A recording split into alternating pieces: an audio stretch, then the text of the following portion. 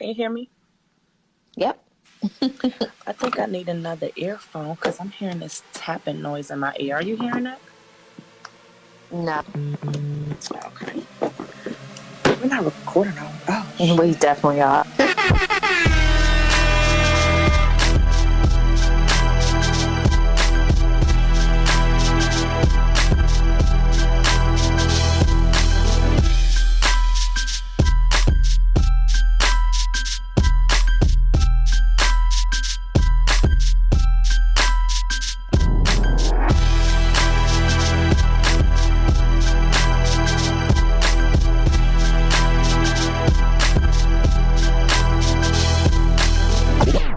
hey, girl. Hey. Hey, boo. How are you? I'm sleepy. Yes, freaking ma'am. Tired as heck. So, listeners, we hope that our voices are reflecting how we feel because we are both very tired, and I'm trying to sip through it. Yes, I have my thought of Rita. Yes, Trying to sip through it as well. I am drinking this Crown Vanilla, Mm. and yeah, sippy. Yes. How was your weekend? Excuse me. So, JT and I got into our first big argument since we've been back together last week. Mm-hmm. And so we spent all weekend making up. Hey. And I feel like what you said was true. Like, really, we just needed to have sex, and now look at us. Like, that's all you needed. It was just a little frustration. You was acting like a brat. You was like, you know what? I just need me some, and Yeah. I'm good now. Yeah, basically. Let me see. We went to Richmond, and we hung out there for a little bit. But for the most part, we just, made up. Ain't nothing wrong with weekend? that. Full of turn up. What happened this weekend? I went to trap karaoke at the little Howard, not the little, but the Howard Theater. Mm-hmm. And honey, it was lit. So I went with a good friend of mine. We was like, all right, we're gonna have literally, we was like, we about to have a girls' night. Like, I mean, she got her husband to drive us there and to pick us up. So like, we was like, we about to get messed up and just turn up, so we don't have to worry about somebody driving. We don't have to worry about, oh my gosh, like, how are we gonna do this? Just get into it. First of all, it was cold as hell outside. So when you drink, you need to think your plans out before you drink, because neither one of us was thinking. We were just like, well, we got to ride there and back, so we don't have to worry about walking or looking for Uber or nothing like that. So we got on our little outfits and like thin coats, and it felt like we was slammed in the Arctic. Yikes. And had to stand in line. Like, why did no one think that you had to stand in line to get into this venue? Like, just because you have a ride there does not mean you're in VIP and you're walking in the door. Girl, that daggone wind went right to our bones. But so we go in, and who is the first person I see when I walk in the door with my friend? Duncan Pendergrass.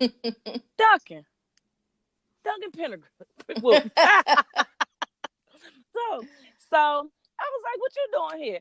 The crazy thing is, I had actually hit him up asking about parking, about the situation, like where it was at.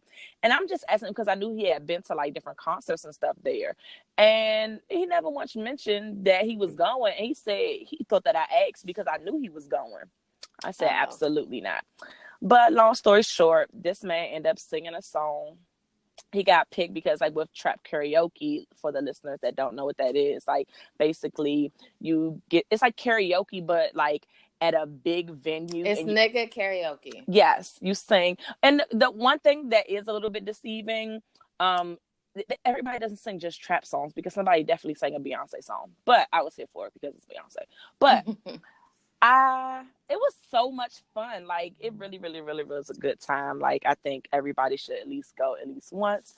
I would like to go back, and I already have my song in mind. My mother was there, apparently. Yes, indeed. I didn't see, but yeah. Mm-hmm. That's so weird. Girl, sit your ass at home. You somebody grandma. Look, she said, I'm trying to go to get my trap karaoke on.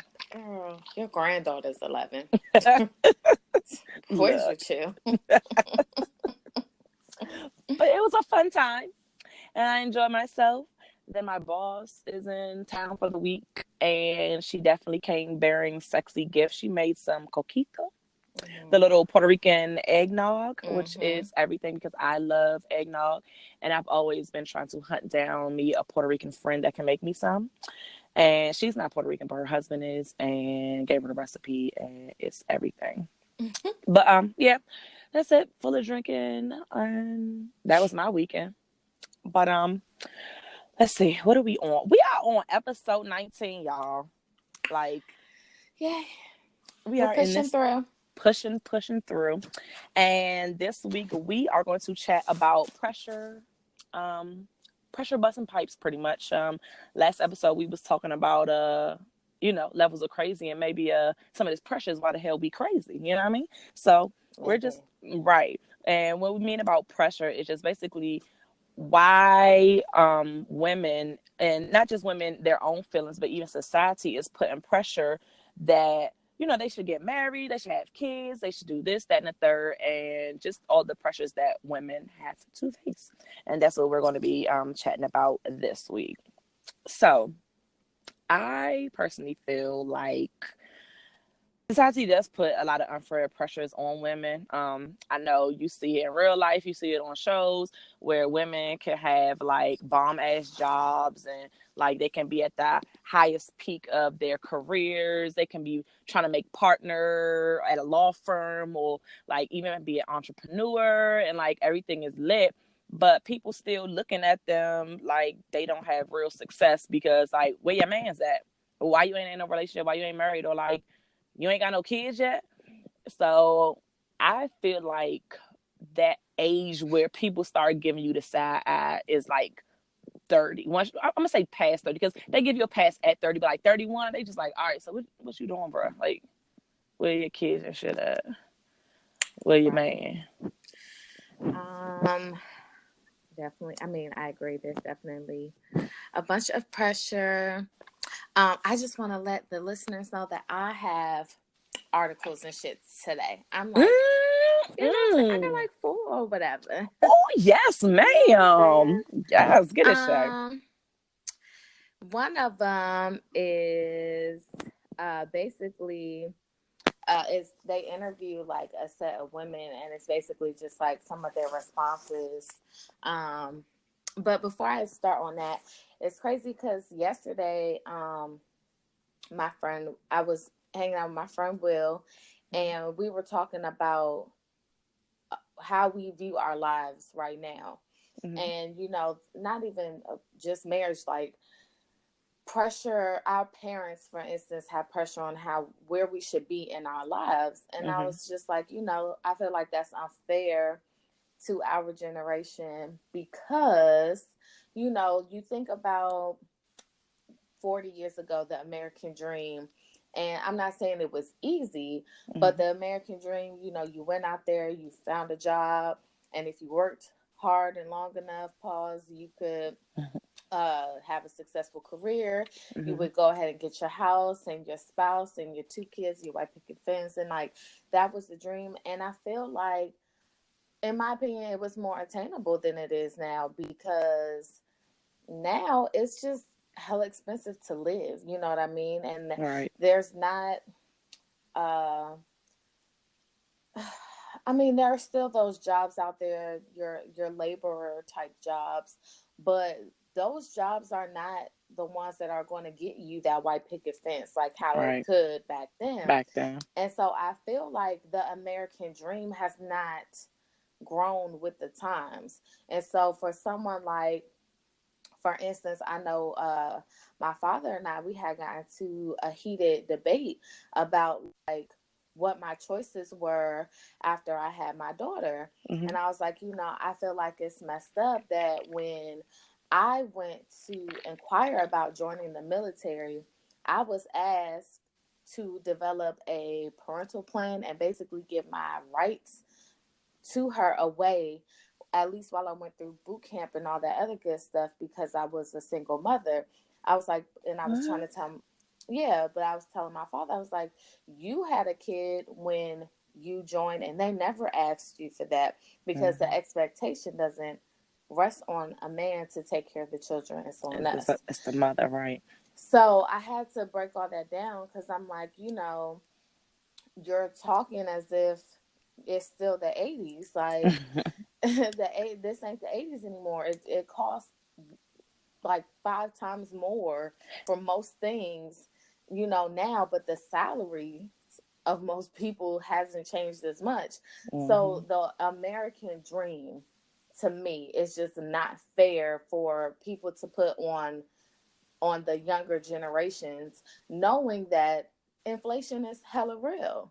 And not even that, I feel like the younger generation don't even have the same American dream that our parents had, because these men out here trying to thought and bop. Ain't nobody trying to settle down and have no family and no picket fence. The women probably are, or some of them, because I know some women that ain't even hit or checking for that.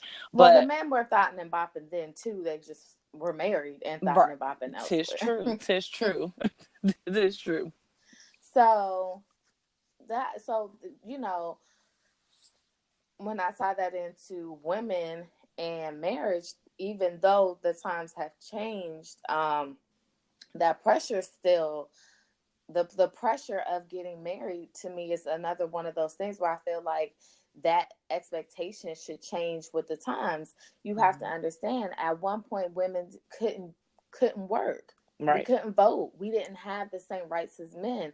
So of course you would want your daughters to go out here and get married as soon as possible, and hopefully get married to someone that would take care of them financially and so on and so forth. Right. But we're not in that day and age. Right. So I don't understand why the pressures and the expectations of women and of the younger generation have stayed the same when everything else surrounding that shit is As a different. move, right, Yeah. right. That's definitely true.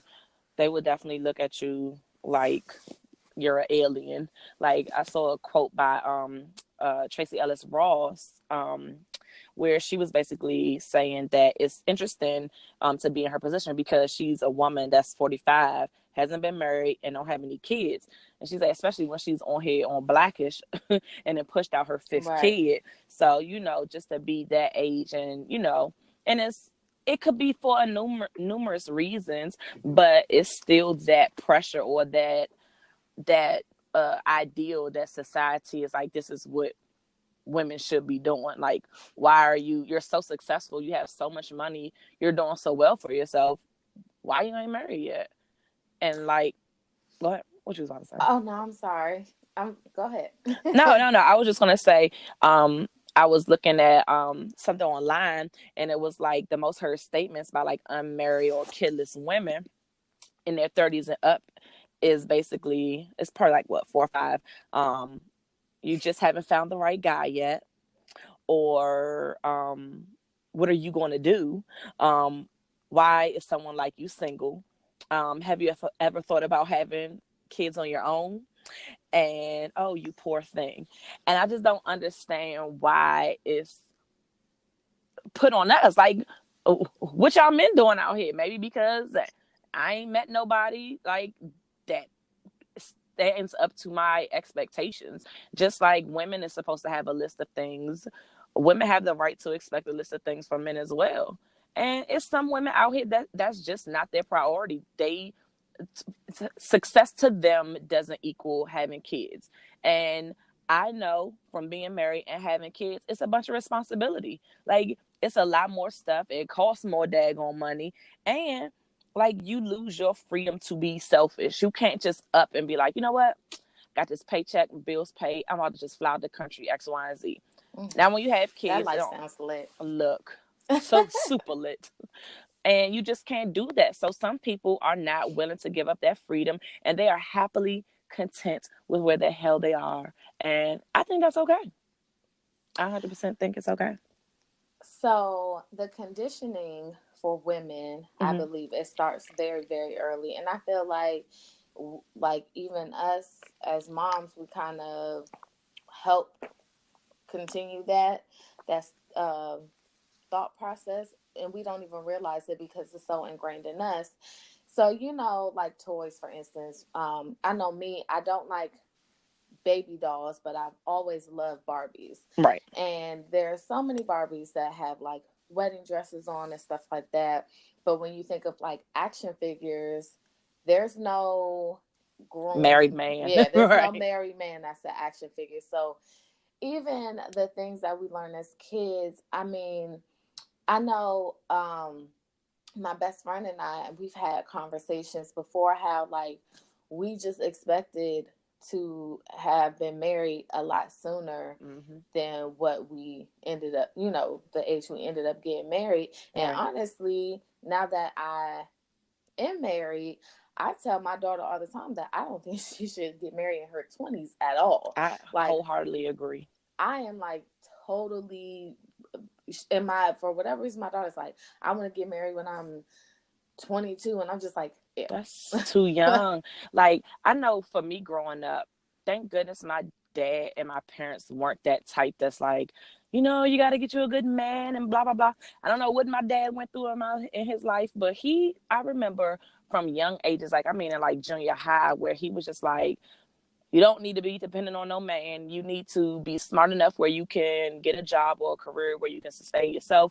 You don't need to be dependent on these little niggas out here because they ain't about nothing. Which I'm so glad he kept it real with me, because my third eye was open at a young age. Like, I was the opposite. My dad was like, I had my third eye. I'm like, y'all really out here just trying to get some ass. Like, my dad told me. And y'all was for real.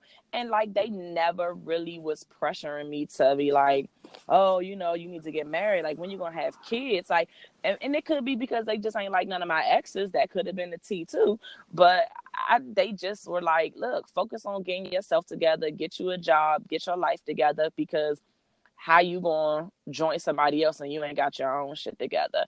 And I actually thank them for that, which is wild, because when I met my husband, I was super nervous to even like let them know, like, hey, there's this guy. And then the whole engagement thing, when we announced that, and then when I was pregnant, like, I was nervous because I was like, they ain't really want this for my age. And let me tell you, listeners, I was not young. Like, I literally got married when I was 31, and also had my first child, gave birth to my first child when I was 31. So look, it's not like I was out here at 21. But what's crazy is, growing up, I had in my mind that I would have been married like right out of college. Because you had that in your mind? Yes, but the crazy thing is, like, I wasn't brought up for that. Like, that wasn't ingrained in me by my parents. But that's what I'm saying. Somehow, low key, it was.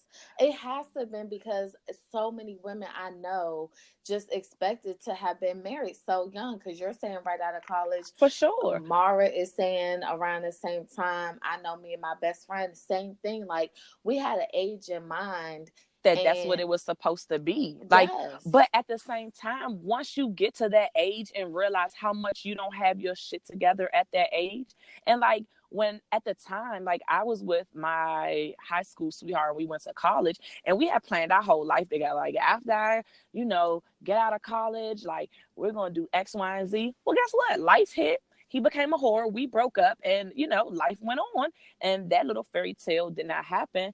And like I said, at that age where you feel like, okay, like, back then I should have been, settling down and having my first kid at, like, what was that, 22 or whatever that age is. Like, I was not where I needed to be financially. Like, dog, I graduated college and moved right back in with my parents, because, like, who was about to afford a house straight out of college and you owe student loans? Like, let's keep it funky. I need to find me a job or figure out if I'm going back to school and go to grad school. Like, that's what needs to be figured out. So it's like, this, for me, I don't know where that came from, but I know never did my parents ever, like, they wasn't even here for, like, they didn't even really want to hear about no boyfriends and this, that, and that. They're like, girl, it's too much going on in life than you chasing after some boy or trying to be in some relationship. You got other things.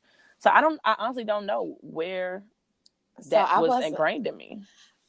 I feel like it's bigger than just our parents, because I can't remember my father saying anything either way. I just know that in my mind, I was going to be married young, and I was going to be one of those people that was married for like 80 years or whatever the fuck. But I know that, like, So for me, it wasn't like I got to that age and then reality hit. I got to that age and I started being depressed and feeling like a failure for not having those things at that having time. those things. So like my high school, moving into college boyfriend, I just for sure knew, love of my life, that we were going to get married, and that was law. But Right. he was a whore. And There it is. then I rebounded with someone and had my daughter. Look at life laughing at us Right? like, what you thought? So I definitely never thought I would be somebody's baby mama. That was never in my damn cards. It was always like, if I have a baby with somebody, you fuck with me, you stuck with me. That was my motto. And Lord knows I tried, but no. It was But not in the so cards. then my next relationship was a very violent relationship. And so after that, I just kind of was like, I I kind of felt like something was wrong with me, because it's like at that point I should have been married for like at least 3 or 4 years in my At that mind. point, right. Then I went through my little hoe phase. Then I was still kind of in my hoe phase, but not as hoish. And I started like not all my friends, but like some of my friends started to like settle down in these more serious relationships. Some of them started getting married and some of them started doing XYZ. And so it was just like I still felt like kind of like a failure, because it was just like, I know this is what I want, but you know, why the fuck am I the only one? Like, I was the single friend forever. Right. And like, I don't have a problem with saying this because JT and I have talked about it, but I feel like we got married way too fast, and maybe a lot of that was on me wanting to be married. You know what I mean? And Yeah. although him and I have known each other since 2001, I can say that I know for me, I blindly went into it just like, it'll work because we've been friends for so long. But honey, let me tell you. And had we waited and dated, because him as my friend is totally different than him as my husband, Right, of had we course. dated longer, I feel like some of the issues that we had early on we wouldn't have had. But like I said, I feel like a lot of it has to do with me. Just, I wanted to be married. I wanted to be with somebody, and yeah. Yeah. It's interesting. Like, I wonder where that is. Like, is it subconsciously when we're watching like different shows or like TV? Because like you said, nowhere did your parents specifically sit down and kind of state that this is what you should be doing, and that's not what was being displayed or said in my household either. So I'm just wondering how those sort of, hey, this is what I'm supposed to be, quotation, air quotations, what I'm supposed to be doing at this age. And why the hell we think that in your early 20s we would have it together like that soon, to be like starting a Because I don't family. even have it together now, honey. Look, and that is definitely not to knock anybody, because look, there's some people out here right out of high school, college, right out of high school, got good jobs, got careers and stuff, and had children and are doing great. So I'm not saying that you can't go down that path and get everything that society says you should have, and that what you want. But normally in your early 20s, we are still trying to figure it out. Like, there's always exceptions, but especially with straight out of college, look, I'm trying to figure out who I'm supposed to send this student loan check to, and what Right. job I'm supposed to have to even pay this check. And look, who knew that rent was this much, and where am I about to live? So it's just, I agree that I do not think that my daughter should get married in her 20s. Like, I feel like that's a time where you need to continue to explore who you are and Find what you want. yourself. Exactly. Yes. You need to figure that out before you jump in a relationship and you're trying to figure out what you want while you're with someone else. Because, yeah, that's like messy and a recipe for disaster, in my opinion. So the article, the one of the articles, real quickly, on Mm-hmm. womenshealthmag.com, Mm-hmm. there were like, that's the one where I said they were just interviewing people, and one of the things that someone said was like, the pressure from other people you know, when this one person said, you know, when she got closer to her 30s, people started asking, like, so when are you going to settle down, and when are you going to do this, and when did you do that? And she was like, the pressure itself made dating harder than it had to be, Pause, because you're going into, you know, every time you're meeting a guy It's and my you're possible wondering groom. if he's the one. Right. And I that I can relate to so much, because it's like, I feel like, honestly, I should have spent more of my time just having fun, like, not taking these niggas seriously, because these niggas wasn't taking me seriously. You know what I'm saying? Right. And not on some whole shit, but just on some, like,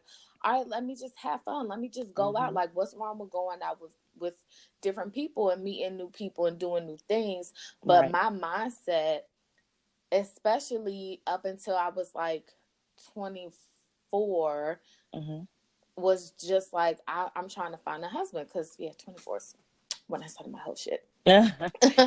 So yeah, like, but now when I think about that, I'm like, 24, like, husband, what are you talking about? Like, I should have been 20, 21 out here just dating. I should have, in my mind, I feel like I should have had a new date every goddamn week. I should have just been out here living my life, instead of trying to settle down and, oh, is he the one? And not even just that, but I tell JT all the time that he got the short end of the stick, because when I was with my high school boyfriend, and then when I was with Mara's dad, I tell him I was very domesticated. I was very much like, let me cater to you, because baby, every day is your day. And like, very much a cooking, cleaning type of bitch. And I be looking at JT like, oh, the house dirty. What's up? What you about Rock, to paper, do? scissors. Because Right. yeah. And if you get rock, you better pray Right.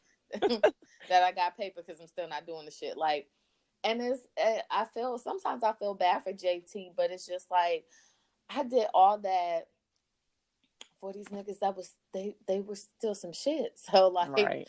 that behavior, the things that you think you have to behave a certain way to become a wife, you have to do this to become a wife, I found out was bullshit, because I, in my mind, I was doing all the things that I was supposed to do to And become they a still wife, and I, cheat or they still leave you. right, So what's the point?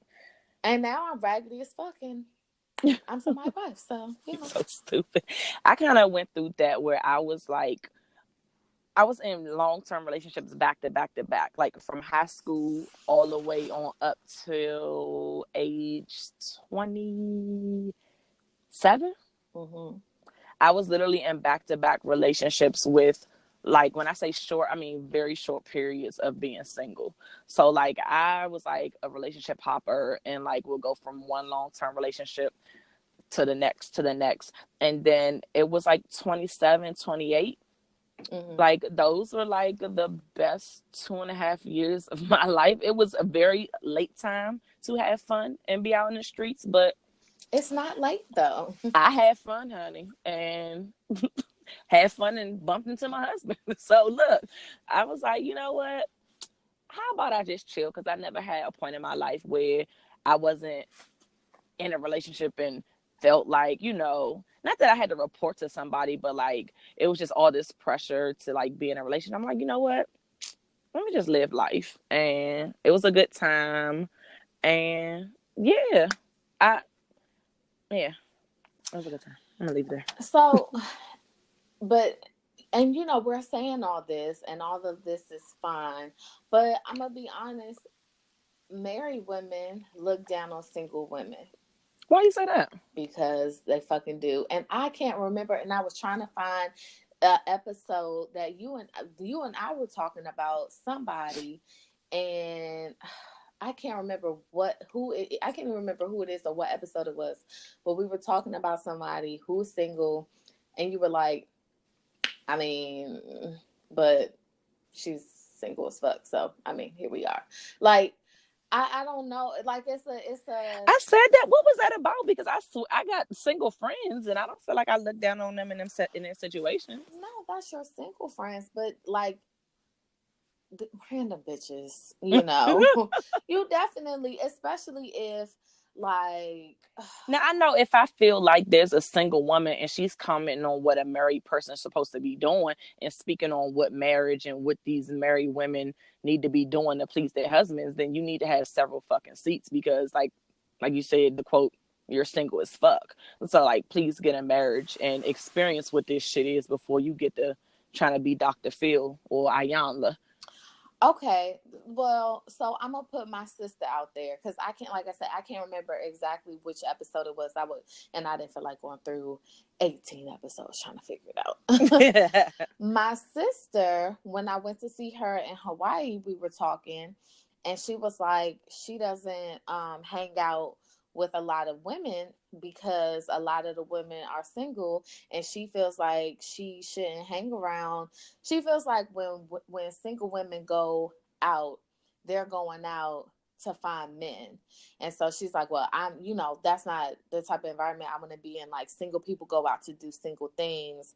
So if I'm gonna hang out with somebody, I feel like they need to be married. And I was just kind of like, wow, that's crazy, because I literally have a group of friends that I met when I was like in the peak of my whole shit, and all them niggas was married, like, Right. or in really serious relationships. Like, you were married, Duncan was married, that old joint that I used to be friends with was engaged. Mm-hmm. So it's It like, was like a mix of people because it was like definitely single people, married people, dating casually and serious dating people, engaged people, and like nobody ever pressured anybody to be like, all right, bitches, I'm out here to get a man tonight. Like it. and that was my thing, and that's what I was trying to explain to my sister. I was kind of like, if first of all, I would not put my married friends in any weird situation when I was single. Like, I would never do that to them because I have respect for them. At the same time, if I see a fine ass nigga, like, my friends know who I am. So, like, if I see a And fine your married nigga, friends ain't gonna be blocking, be like, "Come on, Shay, right, why are we doing this now?" Like, we like this, you better get that nigga, like, girl. right. So I mean, and not just her. I have another girlfriend who kind of feels the same way. Like, now that she's married, she's can only really she only likes to really deal with other married women. And so I'm saying, like, I really do feel like married women judge single women a lot, especially when they're over a certain age. That's Like, hella, that sucks. Like I get like having a married friend circle because it's certain conversations and right, certain like stuff that you can bounce ideas and feelings off of a married person that may be a single person. They can give their opinion, but they don't have the experience, and that's no shade, but they weren't in that, they haven't been in certain situations being married, and it's certain things that you experience that you don't know you're going to experience until you're in a marriage, and you're just like, what the fuck. And it's good to have like, close friends that can relate, but I don't feel like you should just exclude your circle to just be like, you know what, fuck you single bitches, like you're not on my level, I need to be with only married women, because some married couples are more trash than single people. So it's I like, mean, I was just like, yo, I was the single friend and I was the youngest friend on right. top of that. So if that was a mindset, like, I would have had no friends. Like, I legit would have had no friends. I don't know. That's just my opinion. Da, da, da, da. I read another article about high achieving Black women, because we are Mm. one of the most educated groups out here. How you Oh, okay. doing? And so, of course, that intimidates men. Mm-hmm. And so they don't want to date women who, I don't know, are out here bettering themselves for whatever reason. I love that you And said men and not just like narrowed it to Black men, because it's men in general, oh yeah, it's like just for men. sure. Yeah.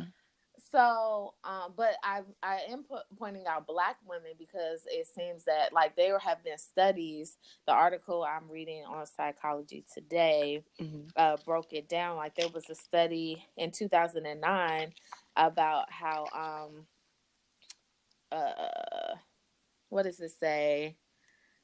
Nearly twice the percentage of Black women have never been married, as opposed to the other races, white women and Asian women. That's what they have here. Mm-hmm. And they talk about they break it down by income and education and all that good stuff.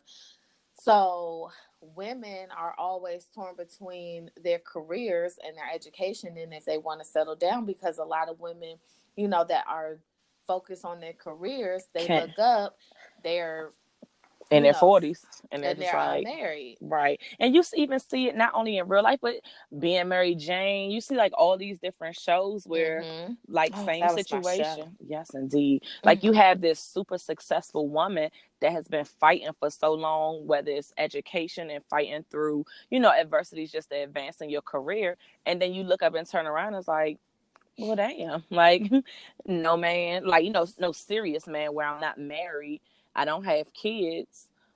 Like, now what? But some women are fine with that. And then other women kind of really get down on themselves because they feel like they have to fit into this ideal of what society says. Oh, hey, you're kind of running late. Right. So this is just my opinion based on, and I could be totally wrong, so y'all don't kill me. I'm Mm-hmm. just basing off of what I see. Mm-hmm. What I have noticed, that when women get to a certain point where they just are like, oh my God, I'm still not married, like what is happening, they begin to lessen their standards Mm-hmm. and settle for some bullshit. And there's a whole story that I would want to get into, but that would create issues in my personal life.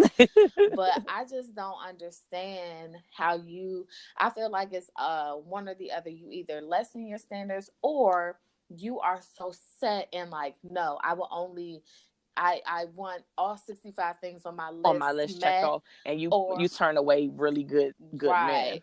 I Yeah. just feel like people get to a certain point, age, whatever the case may be, where it's just like they start scraping at the bottom of the barrel because they just want somebody, and ignoring all of the red flags Mm-hmm. just to say that they have someone. Or they asses are so like, no, he has to meet every criteria, or I'm going to be alone. And then, I mean, they And asses then you are end up being alone. alone. You get what you So, asked for. and that's why I feel like when I say the pressure is bullshit, because men won't get married. They don't have no problem going well into their 40s, 50s, however long before they get married, because they're going to find the right one. We will be with the ugliest niggas ever in life, but these ugly niggas are always waiting for their Beyonce. And they're like, most of the time they're not settling. I was actually going to put it out there for the listeners and ask like the male listeners, and like you can hit us up on our social media or even email us. Like, do men get that kind of pressure? Like, I know their moms probably like, well, when you gonna marry somebody and Mm-hmm. bring me a baby? But like, I wonder, like, in the depths of like the male circle, like, are they having those kind of conversations with like their guy friends, or they like legit like? And I'm not talking about in their 20s, because we know they talking about smashing hoes. But like in your upper age, where you're in your 30s and maybe even in your 40s, and you're a man that's well established, no kids and no wife, are your male friends like, so what's good? Like, why are you not settling down? Like, is that something that comes up for men? Like, I'm really curious about that. Or is it just women that's getting that pressure? I I'm have sure my they're not thoughts, getting it. but I'm not. I'm sure they're I'm not not a getting it man. as much as we get it, because I feel like women get it from everybody, your family, your friends, like people that don't even know you like that. Oh, you're such a beautiful girl. You're not married? Where are your kids? Like, what's going on? Oh. So I was going to bring that up too.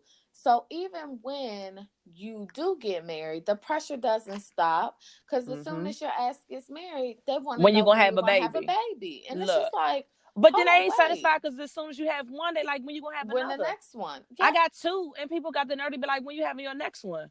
That's dead. you said that with a lot of conviction. Have you met my son? That's dead. Okay. Love him.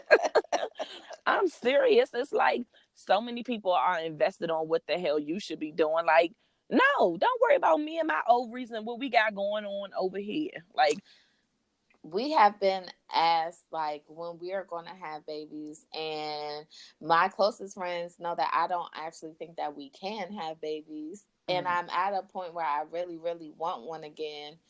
I Because feel like that's just an insensitive question to ask anybody. Like, yeah, because you because you really really don't don't know. know. You don't know what people going through. One, they might not fucking want one, or two, they may be trying and can't. Like, I Right. just feel like Like it's me. just, yeah, that's what I'm saying. It's like, it's so insensitive, and then you looking stupid with your foot in your mouth. Like, if somebody was like, well, look, bitch, we do want one, but we did this X, Y, Z, and they're like, oh, damn. Like, you will. Well, shut up Right. and mind your business. Like, So then, and so I do feel like the pressure for women sucks. I do want to point out though, this does not mean stay with your dumbass boyfriend for 15 years and be a ride or die and not be married if that's not what you really want. If right. you really are just fine with just being with someone, because I do know some people who are just, they don't want to be married, they like Child, I feel have like, old aunties and stuff yes, that had their boyfriends for 40 years and might as well have just right, been married, and they are content with not being married. and that's fine. Don't tell me though that you're fine with, just dating somebody for 10 years when you Mm-hmm. know deep down inside your ass wants to get married. Like, that's Right. not what this conversation is about. That's all. I want to put that disclaimer out there because I feel like there's pressure for women to get married. And I feel like somebody would hear this and be like, well, y'all were just talking shit about Kim Bella and Emily B. No, them bitches wanted to get married during the first season of Love and Hip Hop. Okay. For So sure. we're How not many going to years play ago those was that? games. Right. Just to set you guys straight. So what really actually sparked me wanting to talk about this, Mm-hmm. and I was going to bring this up during tea time, Uh-huh. but when I had started watching the Chad Loves Michelle show, Mm-hmm. a lot of what Michelle was saying in those earlier episodes was just that, she didn't think she would ever get married because she'd already passed that age. And then I'm sure, seeing like Beyonce and Kelly, who are married and have children, and even the former Destiny Child members are married and have kids. Well, Latavia's not married, but she has a kid, and Latoya has been married twice and has Mm-hmm. kids and stuff. And so she mentioned that a lot. And Do Michelle even know them? I'm sorry. no, I, she's friends with Latoya. Michelle and Latoya are friends. okay, I was thinking Latavia. I was thinking that in my head, and then realized I said, Michelle don't even know them. She wasn't around. No, I do know her and Latoya are friends. I don't know about Latavia though. But it just made me feel like, some of the things that, I mean, now look, they're not together anymore. Child, And so I Chad wonder, left, honey. right. I wonder if the both of them, because he's in his 40s and he is one of those men who said that he always envisioned himself being married and he always, so on and so forth. So I wonder if both of them were in a place where they wanted Both. to be married so badly that they ignored those red flags. Because anybody watching that damn show could see Yes. For sure, on both ends, we was on like, both Chad, don't ends. do it, don't do it, don't do it, Chad. Right. And then, I mean, and not just saying like she was the problem, because it was definitely a lot of issues that came up that he needed to deal with as well, with like his Mm-hmm. childhood and stuff like that. And it's just like, I feel like the first serious person that they was attracted to and felt that, okay, this could be the one, they just ran with it, and like you said, ignore all the red flags. And it's like, maybe we need to work on ourselves a little bit more before we try to jump into this marriage. Yes. But you can even see towards the later episodes where she kept kind of pressing him out for a date, and he was just like, I feel like we just need to keep going to counseling and see what the counselor says. And she felt the kind of way, like, are you backpedaling? He was like, no, I just, I don't want to rush it. I want to make sure that we're good before we make this next step. And watching it even before it was, put out there in real time that they broke up, I was just like, yo, I think he's like, I didn't know that I was getting myself into all of this. Like, I knew I loved her and I wanted to be with her, but I didn't know all that entailed, pretty much. And I have more thoughts on that during tea time. So, Oh, okay. but We won't yeah, go too deep into we it. won't go to Polls. Blah, blah. Saturday though. All right, I'm about to throw. I was gonna say something even worse. And I Thank caught you. myself. Thank Moving you. right along. So I have a list. Yes, I'm stealing Listy. your thunder. Yes, Listy. So on, I don't know if they're going by Mick or MIC, but it's MIC.com. Mm-hmm. 13 lies we need to stop telling women about marriage. And as I Uh-oh. go through the list, I'll tell y'all if I agree that we need to stop telling them lies or not, because there are some things that I'm just like, no, we need to keep saying that shit. Okay. So the first myth that we need to stop telling women is that women need to get married to be truly happy. I definitely agree we need to stop saying that shit. Mm-hmm. Although I was one of those people who felt that way. Like, I felt like I needed, in order for me to be happy, I needed to be with someone. Right. If you don't get married before 30, it will be too late. Agree, but again, I felt that way. All right. Women need to marry men. I mean, obviously, Mm-hmm. I don't know who's. Well, no, I'm sure some people are still telling their people that. Yeah, I mean, no. no, do you, boo? Right. Women are better off financially if they settle down early. I don't know if I agree with that, because it depends on who you settle down with. Okay, Because they if you could be get you a leeching up little, off of you. Okay. but if you get you a little sugar, Yes, you might be. sugar. So it just depends. Successful women can't also have successful marriages. I don't know how I feel about this one, because I do think that successful women can. Mm-hmm. I just feel like it takes a certain kind of Work. man. It takes a certain kind of man, or and spouse. it's a lot of work on both parts, because like even looking at shows like Married to Medicine, and you see like the doctors, how they're so engrossed in their job that a lot of times they do neglect like the relationship Right. part. So it would just take a lot of work, but I think it could be done for sure. Yeah. Number 6 is most other women your age are getting married. And in this example, they break down like statistics. In 2014, over 50% of American adults were single, which is a record high. So I guess statistically, this myth would not be true. Right. But we don't know every woman in the world. So if you have a group of 10 good girlfriends and 8 of them are married, then survey says. right, you know what I mean? So like, I get that's something that we shouldn't say, but you have to consider like what's in someone's immediate circle. Yeah. And for some people it seems like everyone their age is married. Right. Number 7, being married is more stable than just living together. You agree or disagree? I don't think that they should say that, because what if your spouse has a bunch of debt? I mean, they would have it even if you were just living together. Well, if you're not married, then you wouldn't have to take on their debt, or that wouldn't be your problem. Like if you're single, then you just dealing with your own shit and enjoying your own money. But when you get married, like you gotta kind of worrying about both of your finances. Or am I not understanding it right? It just, what it says, being married is more stable than just living together. Just because someone isn't married doesn't mean they don't have successful, long-lasting relationships.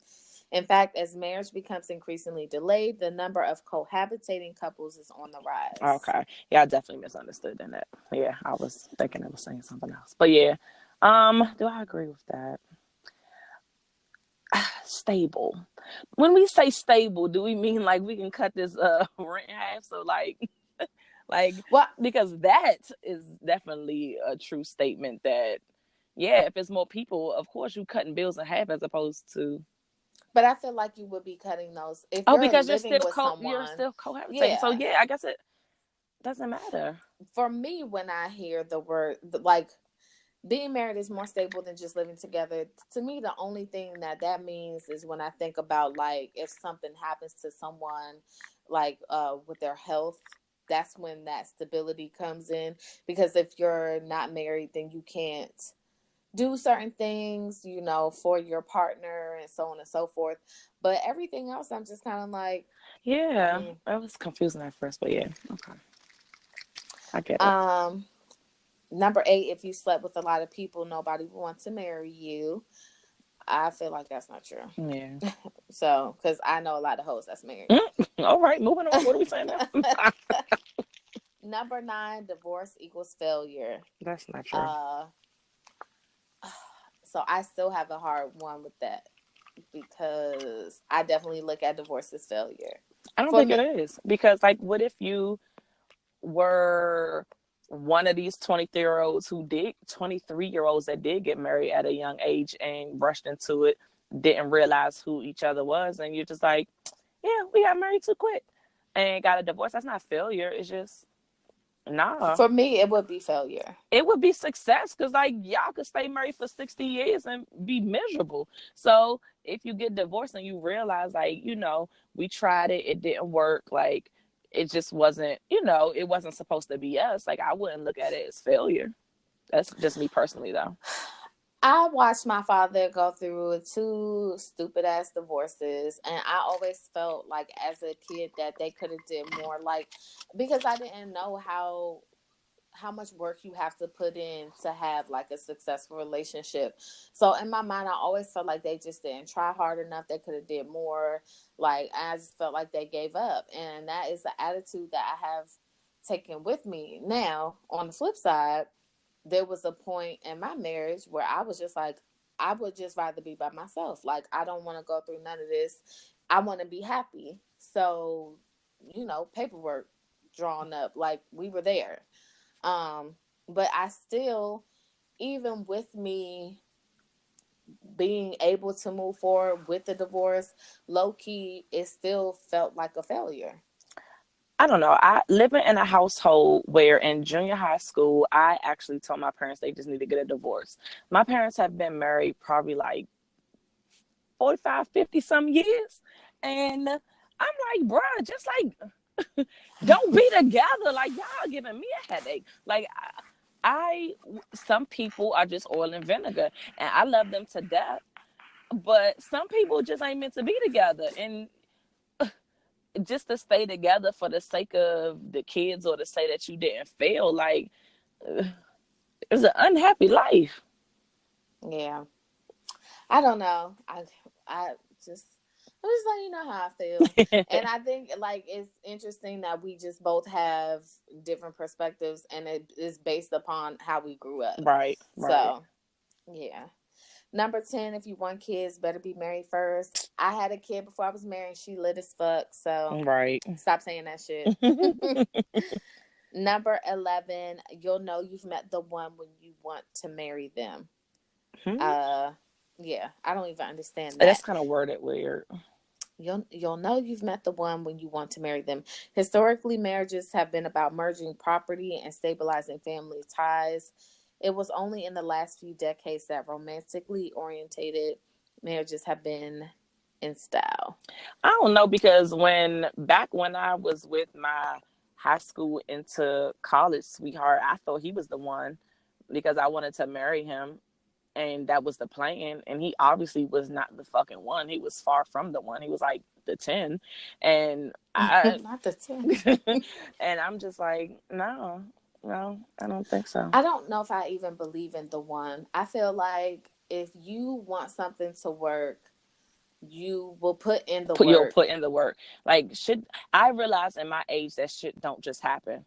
Like, all Right. these people that try to make it seem like, oh, relationships should be easy, like there's no work involved. You're full of shit. You're full of shit. You're full of shit. Or you're still in the honeymoon phase. Like, you're full of shit. Like, it's work. And I'm not saying, when you say work, I'm not saying it has to be painful and it's not happy, but you have to make conscious efforts to keep certain things going. It's not just something that a relationship and a marriage is not something that sustains itself. You have to put in the work to keep it afloat. Right. So, Number 12, the best way to celebrate marriage is a fancy wedding. It goes no, on to say that the average American wedding is $31,000. I wish, but no. Yeah. I No, don't know who's telling people that, because nobody I that know. I know is saying that shit. No, and I know happily married people that definitely went to justice of the peace. So, no, that's Right. it. And then last but not least, we need to stop telling women what a traditional to have a traditional marriage and what a traditional marriage looks like. And, you know, we talked about that. We talked about like untraditional type relationships that people have. You know, the traditional marriage that husband, wife, 2 kids thing, that's not for the everyone. times. That's not the Yeah. times right now. Like, I mean, it is for some folks, but that isn't the quote unquote American dream. Like, that's not what everybody's out here trying to achieve. Yeah. So that was it for my little list. But yeah, I just think that everybody's idea of success is different. For one woman, they may be like, I don't want the tied downness of being married. I don't want kids because they're a pain in the ass. And I am living my best life with my friends, traveling, doing good in my job, and that might be success to them. Whereas there might be somebody else where success to them is getting married at a really young age and growing old with your high school sweetheart and having 17 kids. It's just, I don't think it should be something that society should be pressing this unfair pressure on that, you know, people are side eyeing you if you're hitting your 40s and you don't have any kids yet. Like, bruh, like, fuck out of here. Like, let me live my life and do me. I'm only gonna side eye you if I know that you low key want it, but you faking like you Yeah. don't. Now, That's if you're when not I'm a being side true eye to you. yourself and Yeah. you really want it and you like putting up a front because maybe your spouse is not wanting it, so you're subduing your feelings or something like that. But like, yeah, if you legit, like, I know a married couple and like both of them are like, fuck out of here with kids. And like, Right. that was their opinion Oh, I and know who you're talking views. about. Yeah. And like, that was their views before they got married. And when they got married, it didn't change, and they still And in they this be thing looking happy as fuck all the all time. the time, kidless in Seattle, Right. kidless in Seattle, and having life. Every weekend they're just like at the beach, look at the views. Right, exactly. Liddy, liddy, liddy. I'm just like, oh, gotta find a babysitter first. Right. But then I also had a friend that's cool, and the whole time we knew her, she was just like, F kids, I don't never want kids, like blah blah, like for as long as we knew her. Honey got married and definitely had a kid within the first year of, or got pregnant, I should say, in the first year of her marriage. So yeah, yeah, just stay true to what the hell you really want, because she probably really wanted kids, but I think at the time she was in her whole phase, so she was trying to convince herself like, I don't want to settle down, I just want to be in these streets. And the whole time she wanted to be Susie Homemaker, which she is now. Right. So I know for me, just I don't know. I probably am still feeding into the whole get married thing, but I know that I'm actively trying to tell Mara that basically what I want her to do, especially in her 20s at the very least, is to find herself, Yeah. experience being with herself, cuz I did not like being by myself, and I think a lot of that had to do with me not really liking myself and having to work through that piece, you know what I'm saying, and trying to find somebody to love me so that I didn't Child. have to love myself. And it's a whole bigger picture with me. So my thing with her is just like, no, you have to be like, you just have to be so um content with who you are and what you have to bring, Mm-hmm. and before you could even think about marrying anybody, Yep. like, Ah, you got to be happy with yourself, because these motherfuckers are gonna drive you crazy. for sure. I Okay. definitely agree. I'm definitely on the same page on how I'm gonna raise Kylie when it comes to that. Like, please focus on you. And I'm not saying you can't date, but like, don't be feeling the pressure to be like, I gotta, you know, rush to get in these serious relationships or get married and all this other stuff. Like, honey, look, the men will come because you are going to be lit regardless. Just Right. work on you and figure out who you are and what makes you happy, so that when you find that lit man or that man finds you, then you ain't out here like, oh, well, I kind of thought I like this and I don't like that. Like, Right. you know, do you, boo. Have fun. And yeah, the lockdowners will come. Alrighty. All right. Tea Um, time. Tizzle, tizzle, tizzle. Did you want to go first, or you want me to go first? I wanted to start with that whole Chad and Michelle thing real Oh yeah, since quickly. we have started on that. Yeah. So again, anybody that watched that show, kind of, I don't know. For me, I definitely saw it coming. A mile away. It was awkward at times. Yes, Mm. it is not fair. Okay, how do I explain this? So I battled with depression and have since forever, like since I was a teenager. Mm-hmm. You have to be a certain you have to be built to deal with someone that is depressed. I know I have said this the last 2 or 3 episodes. Like, you, it's not fair to say that. In some ways, like, sometimes I feel like it's not fair for me to expect JT to know that I'm having a down day, and so not to expect me to do so much, or not expect me to be the nicest person. Like, that's not fair to him. Mm-hmm. But some days that is what it is, and I have to come back and apologize and just be like, I was having a moment, and it's not fair to him. But on the flip side of that, You're like, is it fair for you to have to apologize for how you feel? no, not that. I feel like if you love me the way that you say that you love me, you said that you want to be with me for better or for worse, this is my worst. And So I'm I feel sure that they like, don't love you anymore, but it is overwhelming and a lot to deal with and draining. Just as much as it's not as because you can't compare to how a person feels when they're going through depression, but it's also draining to deal with that as well.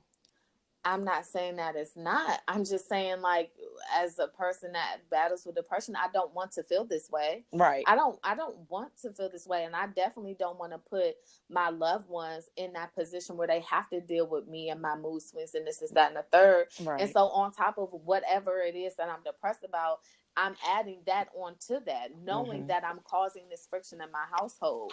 Right. You know what I'm saying? So So it's a it's lot of guilt and stuff like that. right on top of the depression. Right. And it's just like, I get why he probably left her, because I'm pretty sure he left her.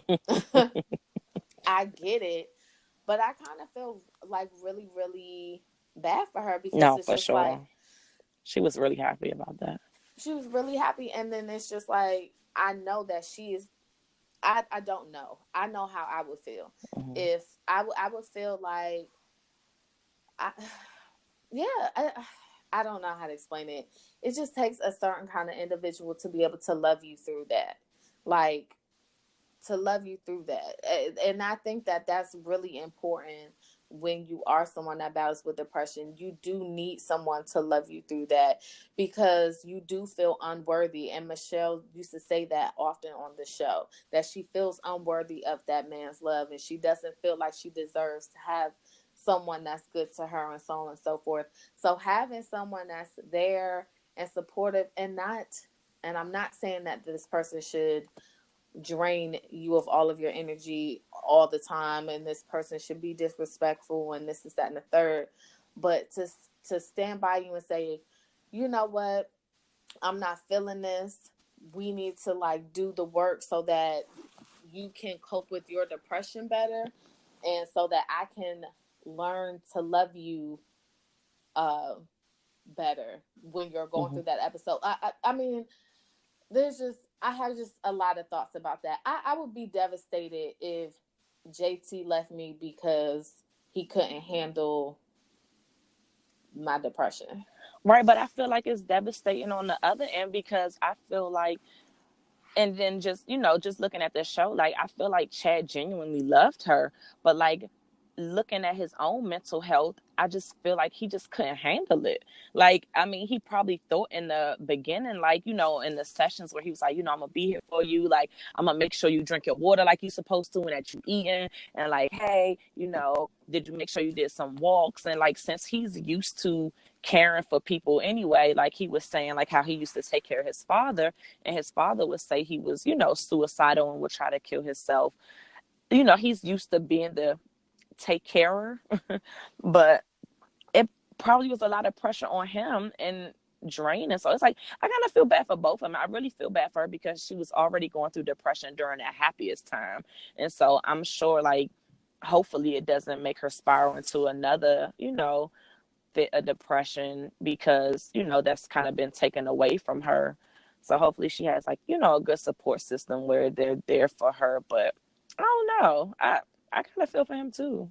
I yeah. I don't. I do.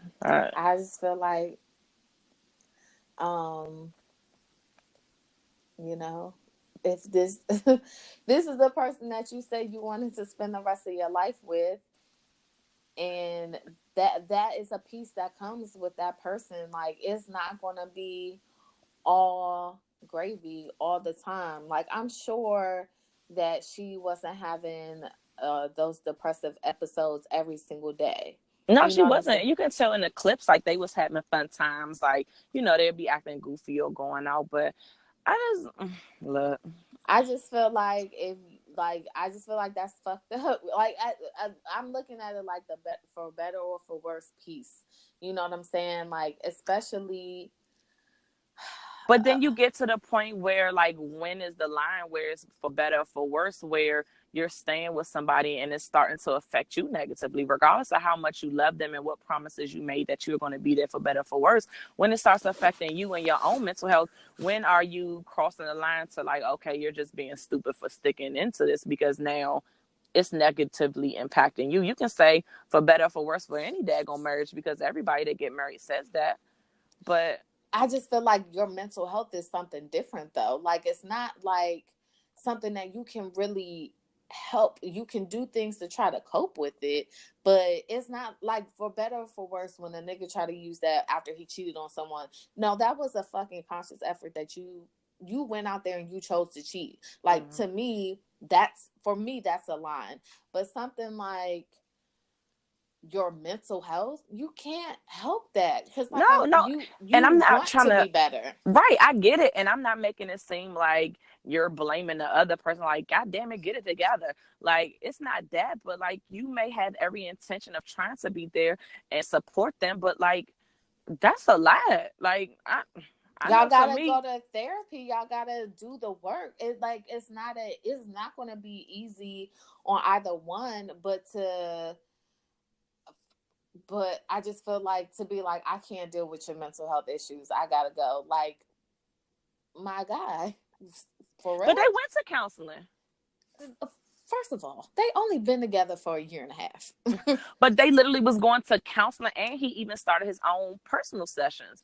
So I feel like he was doing, and then we honestly don't know everything that was going on behind the scenes as well. We know what they were putting out there on the show, and I didn't even watch the most recent one. So I don't know how it went down and what sparked it, but I don't know. But Yeah. I get that. I'm saying, and they have a unique thing, you know, that whole I know for me personally, them having not lived even in the same state. Right, right. I personally wouldn't get Excuse me. engaged to someone that didn't live in the same state, because honestly, when y'all see each other, y'all haven't seen each other in a couple weeks or a It's few months, or always the honeymoon phase. always the honeymoon phase. And so I feel like for them, the reality with him moving to California and seeing them being together on a day-to-day basis, you learned a lot more about each other that you probably didn't know, because up until that point they were in honeymoon phase the whole Mm-hmm. time. But then adding the mental health issues on top of that, it probably was a lot. I just feel like that's why motherfuckers shouldn't be getting married so soon. Well, at least they didn't get married yet. They was just engaged. So at least they ain't safe for better for worse yet. He said I was about to say it and then I Right. reneged. At Well, least JT, let me tell you, black ass, something. I don't give a fuck. You stuck with me, then you better not leave me because I'm depressed. I'll fuck you up. Mhm. So that was that. I have another topic I want to talk about, but I'm gonna see what your little tea time is. Your little tea time. My loyalty ain't that deep, pause, but it was just about like some little shows and some stuff. But I did see that Lord Hold on, jo- what shows? Because I'm behind on a bunch of shows. Love and Hip Hop. Behind.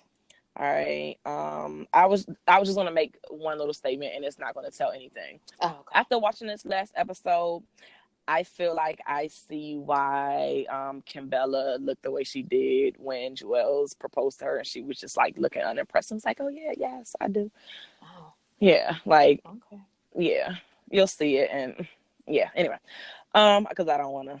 She still said yes, so She definitely whatevs. still said yes, so she wasn't that mad. Right. Are you Real Housewives of Atlanta? Behind. Okay. All right, so we won't talk about shows. So I'll I just talk literally about. spent all weekekend. I know, Yeah. and I'm happy for you. So I'm giving you a pass, but we are going to discuss that next week. So I guess just like random celebrity gossip or whatever. Like Cardi and said that she was done with Offset and she was tired of his shit, and that she feel like he's a great guy and they're great business partners, but she's tried to work through some stuff, and this man is up here like, I want my wife back. I love my wife. I want to be with her. After he hit her with the y'all won, but and then they got that side joint up here on a joint crying. What kind of shit is this? She up here crying. This bitch said I didn't think their marriage was that serious. It's a whole marriage. A whole ass marriage with a kid and everything. Like, what do you mean? And she crying about, I didn't mean to come and break up no happy home, and I really hope that they work through this and get back together. Ma'am, you knew he was married when you was sleeping with him. And I'm not just blaming it on her because he's in the wrong as well. But honey, please stop.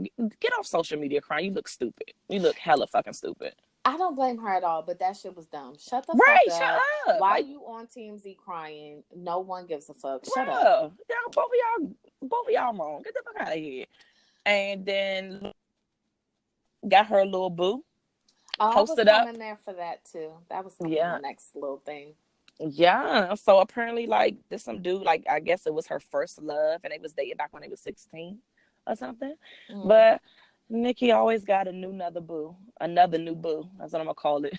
We're not gonna bring up the fact that he got charged with things. No, I don't know that. See, I didn't get that deep into the tea. And he got charged with what? So. Listen, y'all love Nicki Minaj, and she has songs that I will still play to this day. For sure. But I'm calling bullshit, because she definitely was talking about, oh, you got to be a king to get up in me and da da da.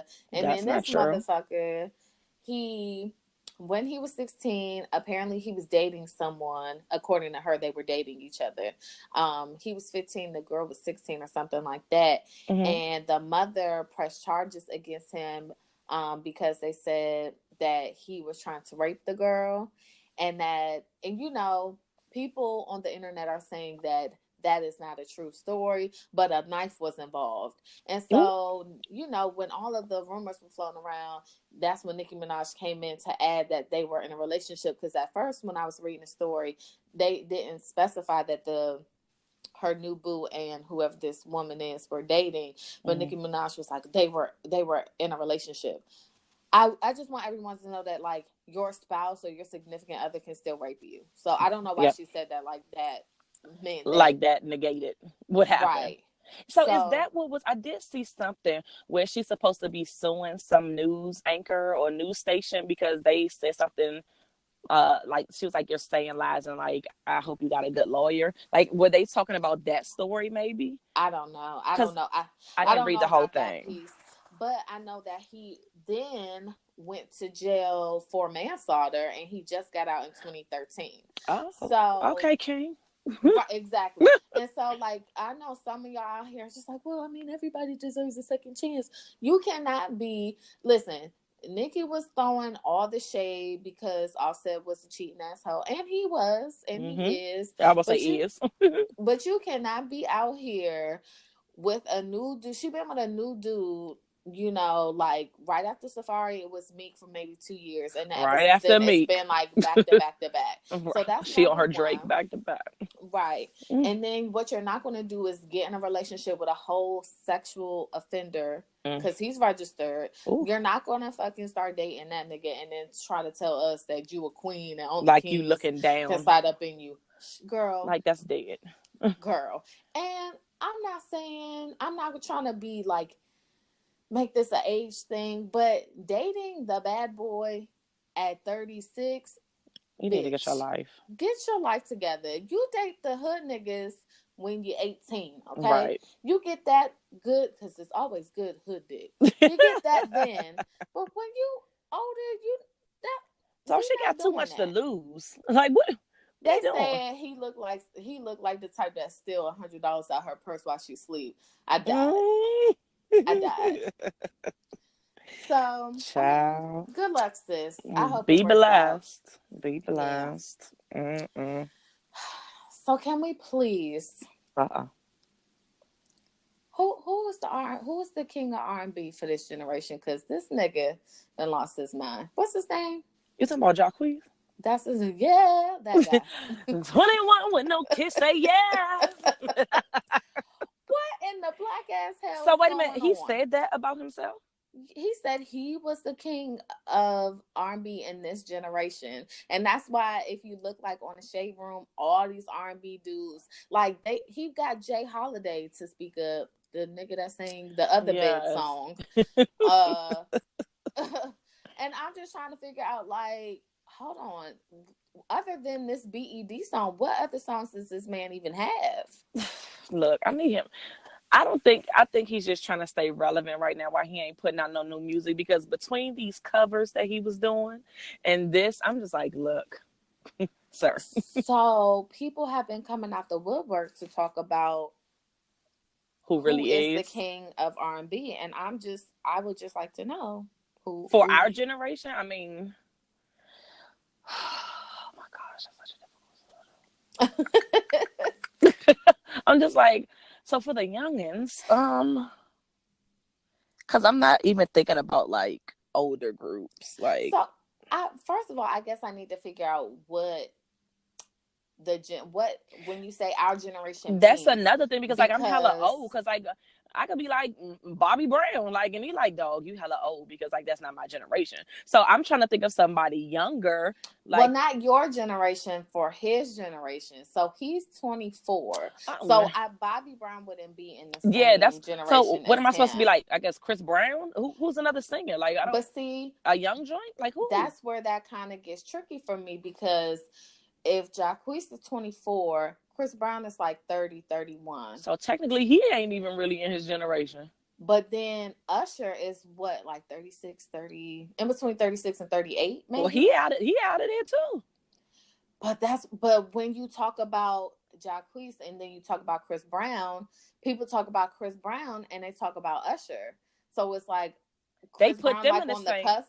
Right. Of both of the generations. But so my thing is, like, when you say in generations, are you just talking about age group? Or are you talking about, like, are they still putting out music and relevant to this day? So technically they're still in that generation for music wise. Like, it's kind of like we need specifications of what you mean this generation. Like, because if you just talking about age wise, then technically we can't even lump Chris Brown and Usher in that. They not in their 20s. I don't know. All I know is somebody created a list and it had that guy that I don't like on the list. But he wouldn't even, because is he in his 20s? No. Then he's older than Chris Brown. Then look, he's not in there either. I don't know. If we're just talking about age, like if we're talking about young, relevant singers now, then okay, I can see all of them being lumped in together. So I don't know if they're talking about the age, because they also had Tank on the list, and Tank is like 40. Oh, that man ain't in this in the same age group as that's what I felt. I was like, listen, Tank definitely came out with the When We. He had the banger for that. Yeah. But like, and Tank does put out music consistently. But it's for a mature crowd, I believe. It ain't these young joints. One of his biggest hits. It's not like the songs that he was putting out previously were hitting like that one did. Right. So I'm looking at it. I'm looking at like the king of R&B. Let's break that down. That's more than just relevancy, because you could be relevant today and forgotten about tomorrow. Like, you have to be putting out hits and Hits, like complete albums, can perform, making some can this, classics. like, and that's what I'm saying, the longevity of it, because honestly, Well, ain't a lot nobody of 23 got no longevity yet. What the but fuck? and so I feel like you should feel that way. You should always, whatever field you're in, you should feel like you that nigga when you in that field. Right. But to come out and say I'm this generation's king of R&B, like, it's not a host of other niggas in front of you that actually can put work out and say, well, hold on, sis, because I got Grammys and I got this and I got that. Like, Right. what do you have? You're 21 with no kids. That's your claim to Say fame. That's yeah. it. So I don't like dude. I think he's gross. But for the previous, I guess the previous generation, I mean, like, R. Kelly has, and I'm going, and I don't, and I feel bad saying it, but R. Kelly can write, he can produce, he And got he can classics, he can perform, like, right. so, and a lot of people were saying, like, he's the king of R&B. That's what people were saying. Now, I know people will argue, you know, you got your Bobby Browns and all that good Dog, stuff. I love people, me some Bobby, so. My opinion, if I'm thinking overall, king of R&B, the bullshit, the grossness aside, I would say overall it's R. Kelly. That's just my opinion. But then when you're moving into the next generation, I won't say it's this generation or whatever. I don't know how the generation thing is being broken up. How is I'm it not clear on separated? that. Right. But I'm like, you have Usher. People are really saying Chris Brown. I don't agree. I think it's Chris Brown, but I know Chris Brown does a lot of pop stuff too. So he doesn't just do R&B. I don't think he can perform that well. I think he Ooh. dances really well, but he doesn't really sing and dance really well. Like, Usher can sing and dance really well. When Chris Brown gets in his dancing bag, he doesn't sing. And then, I mean, that's just my opinion. No, I'm listening. People go up for Chris Brown, and I don't think that he's not a talented person. I just feel like he should work more on being able to pop, lock it, and sing, because Usher can pop, lock, and sing. But does that make him not a king, or Usher more of a king because he can dance and sing together? Well, at the same time. I'm looking at everything. So I'm looking at, because R. Kelly ass wasn't out here dancing and singing. He wasn't, but he was producing and so on and so forth. He was developing other artists. What is Chris Brown doing? I don't know. He putting out more music than Usher, itchy ass. But anyway, look. Usher got classic albums though. What's a classic Chris Brown album? No, I'm not getting this. But what serious. is Usher putting out? When was the last time Usher put out something? Was that this recently? Year, like 4 months ago. Really? Yeah.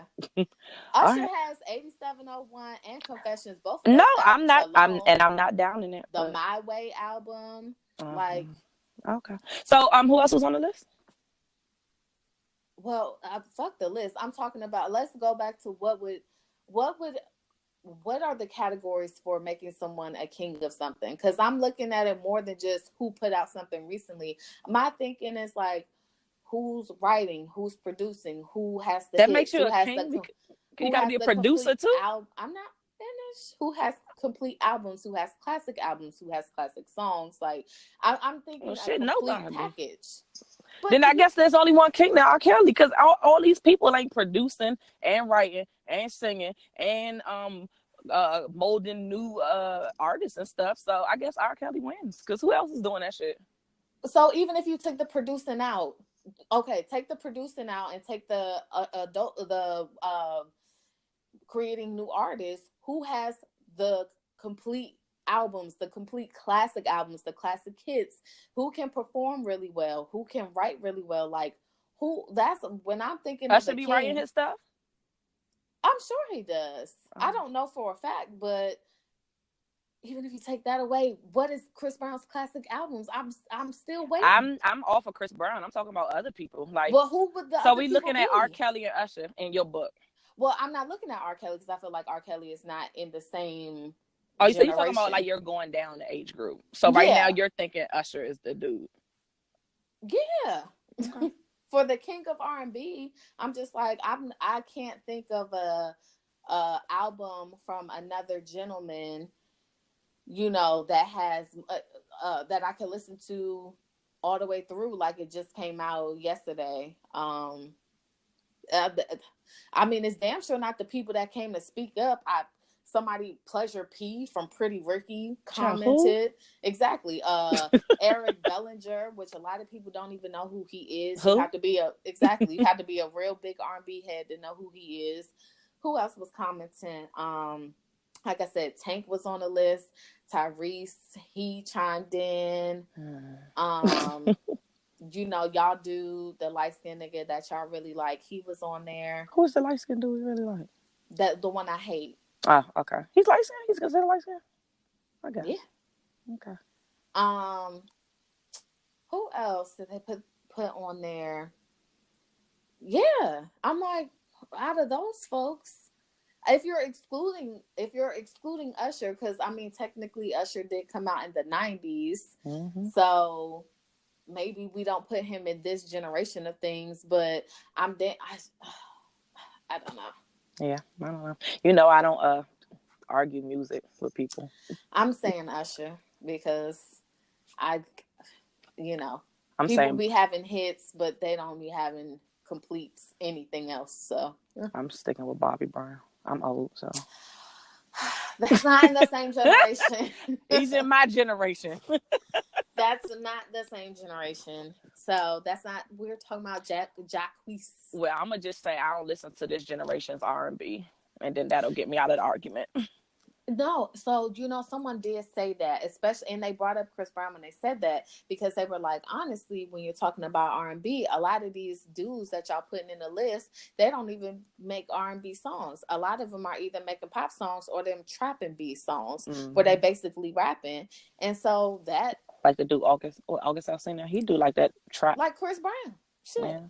Chris Brown be rapping. Yeah. On a bunch of songs. He had a whole mixtape where he was rapping. Right. And then he does his pop song. Like, Chris Brown gives us a little bit of everything. Yeah. But yeah, you're right. August Alsina. I forgot about him. He probably was in a damn mix too, now that I'm thinking about it. I need him to sit down. No, when I say all of them, Jeremiah, the birthday sex dude, said something. When I say everybody, did Omarion jump? So everybody that sang R&B, like Marcus Houston, like everybody was just like, yo, what about me? Like, what do you mean? I think they should just have a sing-off. You know what I'm saying? Let us... and a dance-off, because Omarion could dance. Like, they need to sing and dance. Do it for Lil Saint one more time. Okay. And sing. Moving to the next segment of our show. I know our listeners like goodbye. I would love for the listeners to chime in, though. Let us know who y'all think the king of R&B is. Honestly, I'm sure some of y'all young enough to be in this generation to let us know who your king of R&B is. Let us know. The king of R&B is Beyonce. Oop, and then there it is. There it is. So, moving along, because your fave could never. Loves her. Right. You are stupid. Did you have any more tea? Mm-mm. I'm all tapped out of tea. All right. Good, bad, good. Bad, good. Bad. It is roughly 2 weeks until Christmas. I have not purchased not one present. Woo! And not one piece of decoration has been put up. Jesus. And I'm really not caring. But I don't know. Maybe I'll care. I don't know when the caring will kick in. But I'm sure my child is concerned. Because she's asked where this damn elf on the shelf is and why it has not arrived yet. And I was like, well, the elf usually doesn't come until they see trees and decorations. And she's looking at me like, well, bitch, put them up. Like, what are you doing here? You would have been at least here for the elf on the shelf, because you use that to make sure she's good. Yeah, well, mommy on the shelf is tired as hell, and I just have not put it up. So maybe this weekend we'll see how that goes. So that's the bad, because I'm sure my child thinks the Grinch is stealing Christmas because we don't have anything. not near peace. Let's see. Good. Oh, So my bestie has been out of town for work for a little while, and she actually comes back this weekend. So I'm excited to see my lovely. So I'm hyped to see her. Let's see. Something I want to release is this cold weather. Oh my God. And the belief that two hoodies and a pea coat equals a winter coat, because I have been cold as hell. I'm So over winter. look, already What it is the just got here. purpose? It just got here, and I want to bid it adieu because I am cold and I need to invest in a nice big winter coat. I don't care if I have to go back and get the old Eddie Bowers or go Mm. get me a damn North Face, or I don't know. I need to do something because it's a cold winter and I need to bundle up. I am cold every day.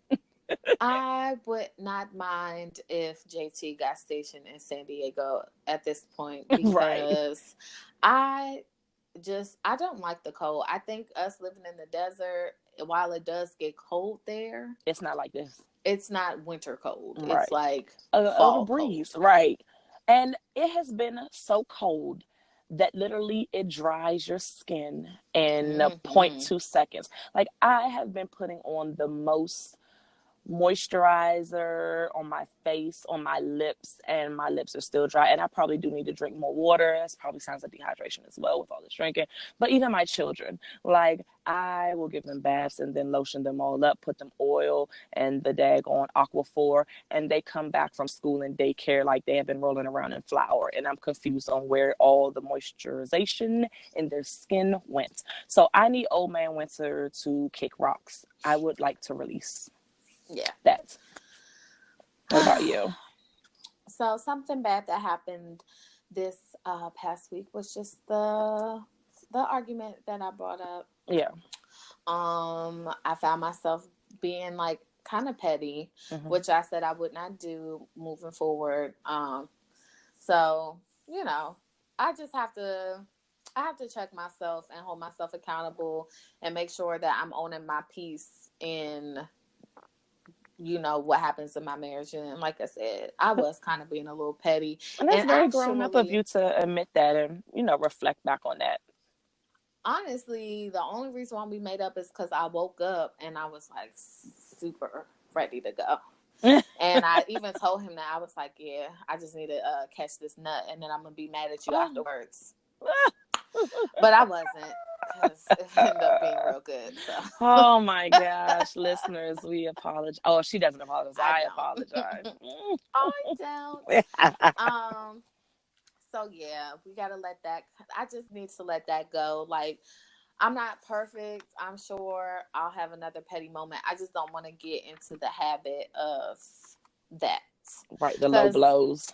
not the low blows, like I would do the silent treatment thing, and they actually talk about how silent treatment is a form of abuse, like of verbal abuse, or I guess not verbal Is it abuse. really? They have like articles about it if you look it up. And honestly, you know, I'm taking accountability, but I know the listeners about to be like, the hell, because I'm definitely about to throw this accountability away. When I was younger, when my mother used to get upset with me, she wouldn't speak to me. So it's kind of a learned behavior Right. for me. Right. Like when I'm upset, I just won't talk to you. Like Right. you can be in the same house and I'll walk right past you and act like you don't exist. So Right. that's just one of those learned behaviors I have to unlearn. So we're Right. gonna let that go. Something good that happened this week is that I was able to recognize that and move past and get my dick. In the next week, um, okay. So, uh, my father's second wife, I called mommy. She passed away last year. Mm-hmm. I'm not the type to remember dates when people pass unless it's like near a significant date. Like I remember when my brother passed because it was 3 days after his birthday. Like I can't remember, forget that. Right.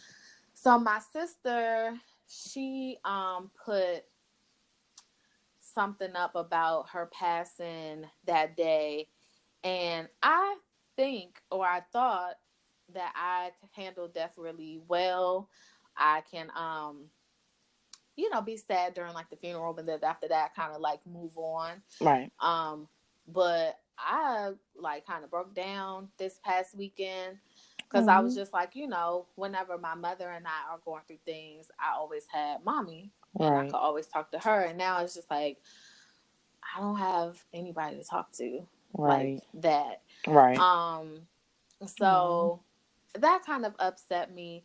And then today, my sister posted another picture, which really took me out. The day that she passed, she had reached out and said she needed to go to the hospital. And my sister was like, well, you need to go. Don't wait until the morning. Go.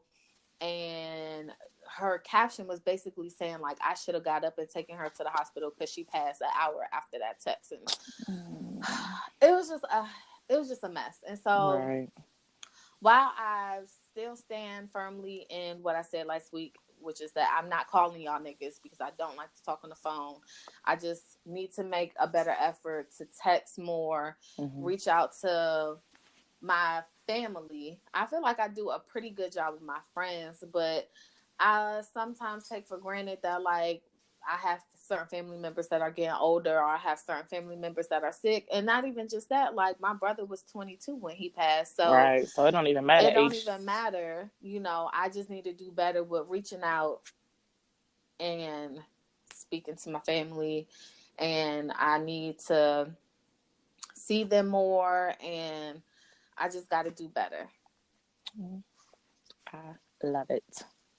So I'm with it. So I guess we are wrapping up on that note. Listeners, we thank you so much for tuning in as you guys do every week. We ask that always that you tell a friend to tell a friend to tell a friend.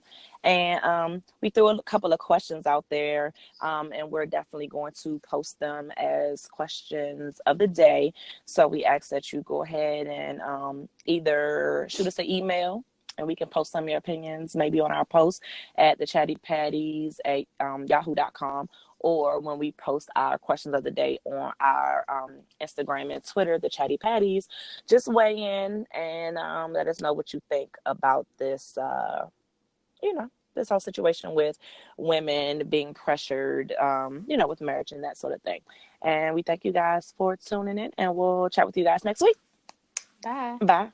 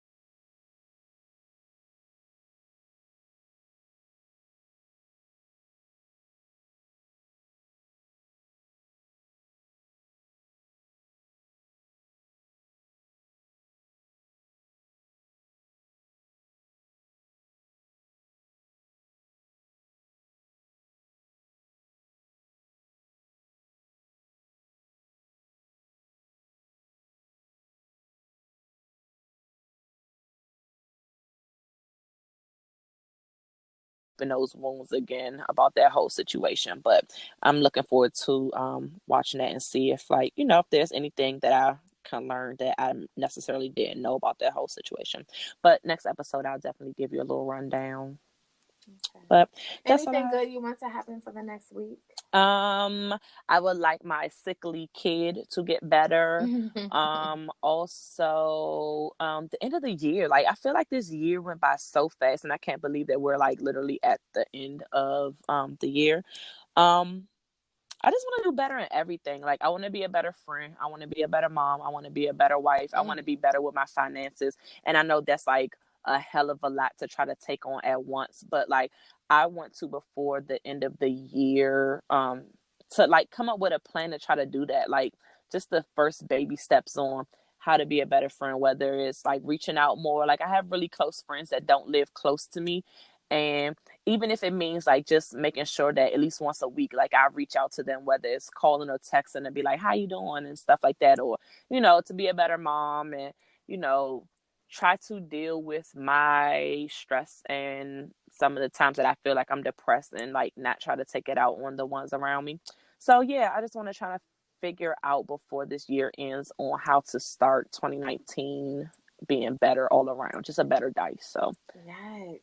yeah, I know it's a lot and it's probably going to stress me out No. even coming up with that, but I just want to do better. Like I'm I'm on some fuck shit. Like, even though like people are like, no, you're doing a lot, you're going through a lot, but I feel like I still could be doing better. So I just need to figure out how, and I don't know how. Your shit is like the opposite of mine. I just wanted to quickly put out a disclaimer to my friends. Mm-hmm. I don't feel like calling y'all no more. Like, I love y'all to death, You definitely but gave that effort though. I I remember. do not like talking on the phone. I Yeah. really just don't. It takes, like, if I'm telling you that going to the grocery store takes a lot out of me, A being phone on the phone conversation. and listening to like all of your issues that are not issues Mm-hmm. and this that I like, listen, it's almost 2019. There are so many different ways to communicate. Um Phone calls, I get it. Like, once a month, I don't have an issue with talking. I don't want to talk to nobody on the phone 2-3 times a week on the Yeah, phone. I'm I definitely just not a teenager no more. I can't do like I long can't do conversations. it. Like, but we can text and catch up, like group We can chats. text. You know what? Even if you Oh want my to feel god. it, we can Marco Polo real quick and be like, "Hey, bro." Yes. But yeah, I feel you on a long conversations, like hours, and even for I 20 can't. I minutes. don't have the bandwidth to do I it, don't and have the it's like, time. My life is super busy. How about that? it's just like, I can't even focus that long with Amara, and it just, no. But that doesn't I mean that we love you guys any less. It's just that that is a lot of energy for phone conversations to catch up when there are other ways that we can like link up and we can make sure that we stay and connected. seriously, like, all the friends that I had, not all the friends, three of my longest friends Mm-hmm. that don't live close by, they do not like to communicate any other way. Like, they Besides prefer talking to on the talk phone? on the phone. Oh, Yes. Jesus. And they always want to be on the phone for a minimum of an hour. And it's just like, my life is not popping. There's nothing new happening in my fucking Do life. you think like I maybe if you text them through the week that maybe they would lower that time? Because like maybe if you like chit chat like random text throughout the week, especially since like your new gig, you can have your phone now. Like maybe if you like text through the week, maybe that would lower that expectation. Like, look, I definitely talked to you this day, this day, and this day. Like, do we really need to be on this damn phone for an hour? all three of those friends, if you text them and y'all go back and forth with the texting, Mm-hmm. they will call you. Oh, And they'll be Jesus. like, well, I mean, obviously we have a lot to talk about since we're texting back and forth. Like, Oh. bitch, no. I don't know. Listen, I love y'all. I really do. I just cannot do it anymore. I usually try to call this friend on that day and this friend on that day. And it's just like, That was a lot. I appreciated you for trying though. I was like, yes, it's my day, babe. Hey, like, no. hey, like you was just sound exhausted. Like, bitch, I've been calling people all week, and All week. what you want It's to talk like about? Like, all okay, week. well, And so the thing is, it's like, I'm telling all y'all the same shit. So for me, there's nothing new happening. you need to just Nothing. send a blast text, like, hey, I'm living. Right. That's a Everything was conference lit, call. right? Like, love y'all. I'm going back to texting and Facebooking and Instagramming and tweeting and whatever ways to communicate. That's what I'm going to do. Right. And we're going to have to meet each other halfway. I feel like Marco Polo is a fair, Yep. it's an even trade. Yep. Because you That's can be me. lazy. Yep. You can put the filter on your face. Yes, exactly. It's not like daggone FaceTime where you just looking like, yo. Just suck as fuck. Like, let me turn the light out so you don't see nothing. But yeah, Marco Polo, you can put a little filter on it at least. But yeah, y'all got to I be love y'all. understanding about that. Love But yeah, y'all. well, listeners, we thank you guys for tuning in. As always, we tell you guys to tell a friend, to tell a friend, to tell a friend. If you want to hit us up, make sure that you follow us on Instagram and Twitter at the Chatty Pattys. Also, you can shoot us an email, the chattypattys@yahoo.com. And of course, you can go to our website, thechattypattys.com, where you can get links to everywhere that we're streaming. We even have cute little bios on who Dice and Shay are.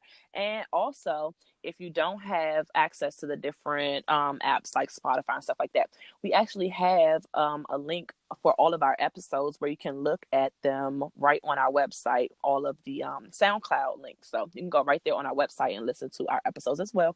So we appreciate you guys for tuning in as always. We love you guys, and we will chat with you guys next week. Bye. Bye.